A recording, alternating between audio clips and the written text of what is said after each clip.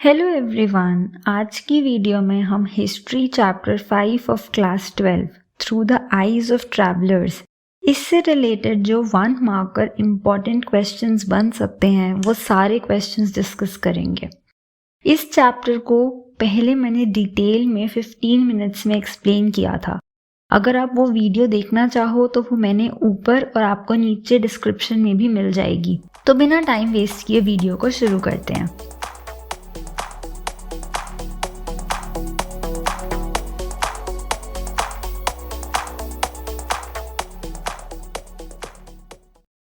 Question number 1, Al-Biruni came from.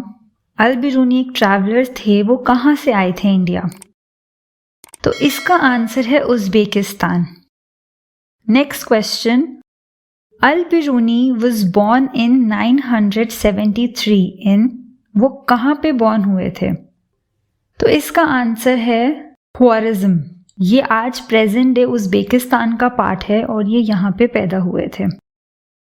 Next question, Ibn Battuta, ये भी एक ट्रैवलर थे, वाज बॉर्न इन। तो इसका आंसर है तंजीर। काबुल, मंगोलिया या ख्वारिज़्म नहीं है, सेकंड वाला बी तंजीर इसका आंसर है। Next question, Ibn Battuta came from. तो इसका आंसर है Morocco. Next question, French man who came in 17th century. तो इसका आंसर है फ्रैंकोइस बर्नियर। ये एक ट्रैवलर थे जो इंडिया आए थे 17th सेंचुरी में। Next question, Al-Biruni was well versed in several languages although he did not no.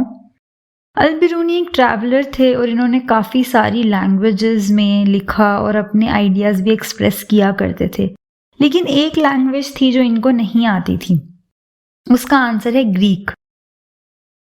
Next question, in 1017 when Dash invaded Khwarizm, he took several scholars and poets back to his capital Ghazni. Al-Biruni was one of them. तो वो कौन से invader थे जिन्होंने वहाँ पे invade किया था? तो इसका आंसर है सुल्तान मोहम्मद। इन्होंने ख्वारिज़्म पे अटैक किया था और फिर वहाँ के जो स्कॉलर्स थे इंक्लूडिंग अल-बिरूनी, उन्हें वो अपने गजनी कैपिटल में ले आए थे। Next question, name the book written by Al-Biruni. अब अल-बिरूनी एक ट्रैवलर थे, तो इन्होंने अपने ट्रैवल एक्सपीरियंसेस के बेसिस पे एक बुक लिखी थी, उसका आंसर है किताब उल हिंद। तो अगला क्वेश्चन है कि अल-बिरूनी ने जो बुक लिखी थी किताब उल हिंद, वो कौन सी लैंग्वेज में लिखी थी? ऑल्दो जो ऑप्शंस लिखे हैं ये सारे ही ऑप्शंस में जो लैंग्वेज है वो उनको आती थी, लेकिन अल-बिरूनी ने जो किताब उल हिंद लिखी थी वो उन्होंने अरेबिक भाषा में लिखी थी। नेक्स्ट क्वेश्चन है डिफाइन मेट्रोलॉजी। तो इसका आंसर है science of measurement. Ibn Battuta's book of travels was called. मतलब जो इब्न बतूता ने बुक लिखी थी अपने ट्रैवलिंग एक्सपीरियंस पे, उस बुक का नाम बताना है आपको।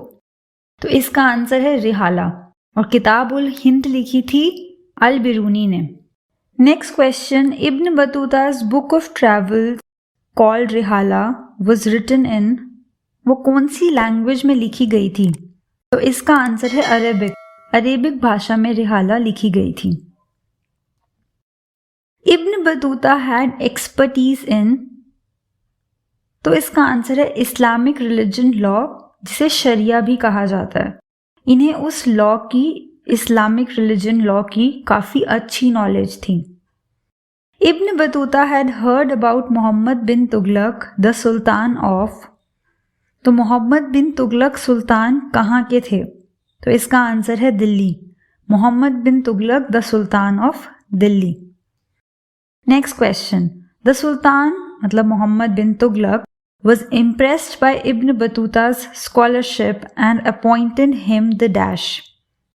So he appointed him the Qazi or the judge of Delhi, क्योंकि हमने पिछले क्वेश्चन में देखा दैट उनकी एक्सपर्टीज थी शरिया लॉ, तो उनसे जो उनकी नॉलेज से इम्प्रेस होकर सुल्तान ने उनको काजी बना दिया था दिल्ली का। Next question, François Bernier a French man was a. तो इसका आंसर है all of the above, because François Bernier was a doctor, political philosopher as well as an historian. तो इसका आंसर है all of the above.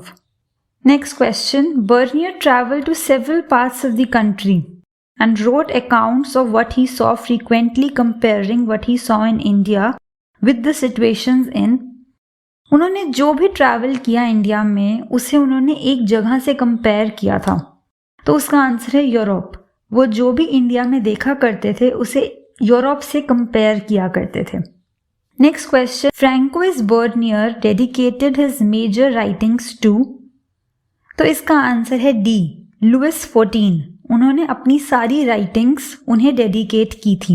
Next question, some of the best examples of Ibn Battuta strategy of representation are evident in the ways in which he describes the dash and dash.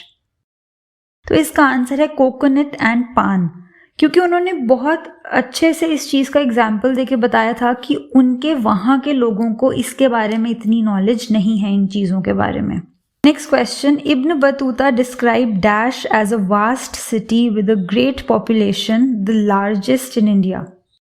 तो इसका answer है दिल्ली। उन्होंने दिल्ली को ऐसे describe किया था कि वह बहुत बड़ी सिटी है और उसकी पॉपुलेशन भी बहुत ज़्यादा है और वहाँ पे बहुत सारी अपॉर्चुनिटीज़ भी अवेलेबल हैं। Next question, Ibn Battuta travelled extensively in China going as far as Beijing but did not stay for long, decided to return home in।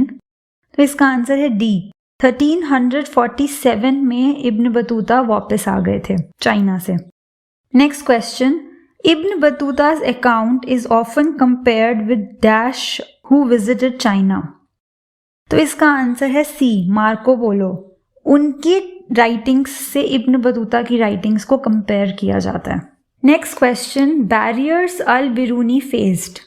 तो इस क्वेश्चन का आंसर है D, all of the above, क्योंकि Sanskrit Arabic और Persian से बहुत different थी और इनकी ट्रांसलेशन करना भी इतना इजी नहीं था।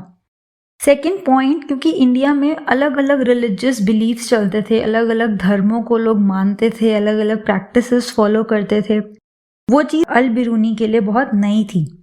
थर्ड पॉइंट, अल बिरूनी को जो ब्राह्मण्स ने लिखा था उन चीज़ों पे, जैसे मनुस्मृति, पतंजलि's राइटिंग्स, भागवत गीता में जो लिखा गया था, इन सब चीज़ों पे उन्हें डिपेंड होना पड़ता था। तो ये 3 बैरियर्स थे जो अल बिरूनी ने फेस किए थे। तो इसका आंसर है D, all of the above. Next question, the bazaars were not only places of economic transaction but also the hub of. तो इसका आंसर है both A and B, because बाजार जो थे वो सोशल एंड कल्चरल एक्टिविटीज़ का भी hub थे, क्योंकि हमने देखा था कि वहाँ पे एक जगह बनाई गई थी जहाँ पे मतलब काफ़ी सारे बाजार्स में ऐसी जगह हुआ करती थी जहाँ पे डांसर्स, म्यूजिशियंस अपनी परफॉर्मेंसेस दिया करते थे। बाजार्स में काफ़ी सारी अपॉर्चुनिटीज़ मिलती थी, तो उस जगह को उन्होंने काफ़ी एक सिर्फ इकोनॉमिक नहीं but social and cultural hub भी बताया था। During the 17th century, about dash of the population lived in towns. This was on average higher than the proportion of urban population in Western Europe in the same time. तो इसका answer है 15%। 17th century में जब Bernier अपने accounts लिख रहे थे, वो ट्रैवल कर रहे थे, उस वक्त ऑल्दो उन्होंने बताया था कि इंडिया को कंपेयर करते हुए उन्होंने वेस्ट को अच्छा और इंडिया को हमेशा बुरा ही दिखाया था, लेकिन जब एक्चुअल फैक्ट्स हम बाकी सब चीज़ों से कंपेयर करते हैं तो हमें दिखता है कि इंडिया में उस वक्त अर्बन एरियाज़ में 15% पॉपुलेशन रहती थी ऑन एन एवरेज, जो कि वेस्ट अगर हम यूरोप से कंपेयर करें तो वो ज़्यादा थी। तो ये थे chapter 5 through the eyes of the travellers के कुछ इंपॉर्टेंट क्वेश्चंस। अगर आपने इसका पूरा detailed explanation, although detail explanation भी सिर्फ 15 मिनट्स का ही है, अगर नहीं देखा है तो आपको नीचे डिस्क्रिप्शन में उसका लिंक मिल जाएगा, आप वो वीडियो ज़रूर देख लेना। अगर आपने अभी तक वीडियो को लाइक, चैनल को सब्सक्राइब और उसके साइड में बेल आइकन को क्लिक नहीं किया है तो जल्दी से कर लीजिए ताकि आप रहें हमेशा updated. Thank you so much video को एंड तक देखने के लिए।